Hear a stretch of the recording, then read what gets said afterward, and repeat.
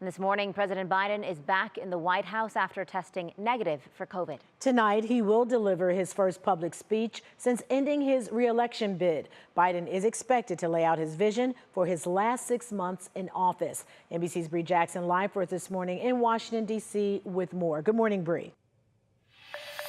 Good morning, Danita, Isabel. So tonight, President Biden will deliver his first public speech since ending his reelection bid. And he is expected to go into detail about why he's decided to come to that decision, as well as laying out his vision for his remaining months in office.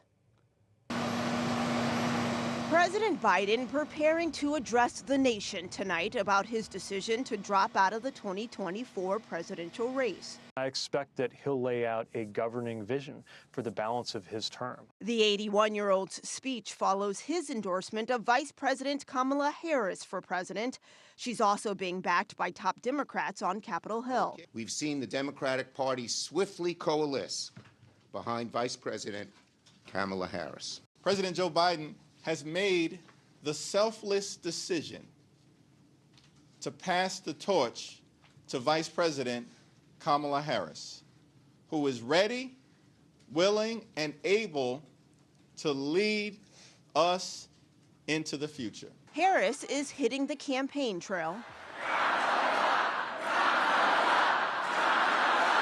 During her first campaign stop as the clear frontrunner for the Democratic nomination, the 59-year-old spoke to an energized crowd in Wisconsin, a key battleground state. The former prosecutor laying out her case against former President Trump. As a prosecutor, I specialized in cases involving sexual abuse. Well, Trump was found liable for committing sexual abuse. Trump is ramping up his attacks. She was the worst. She was the worst at everything. She was the worst vice president. The former president says he's committed to debating Vice President Harris now that President Biden is stepping aside following concerns about his poor debate performance. And today, the DNC Rules Committee will meet to formalize the process for their virtual roll call.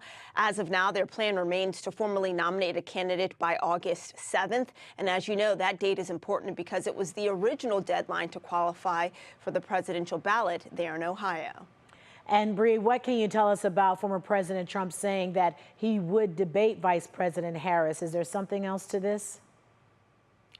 So the former president and President Biden had agreed to another debate in September with ABC News. But yesterday, former President Trump called ABC News fake news. He said he was not happy with that network and suggested that another network host a debate instead. All right, Bree Jackson reporting live from Washington, D.C. Thank you, Bree.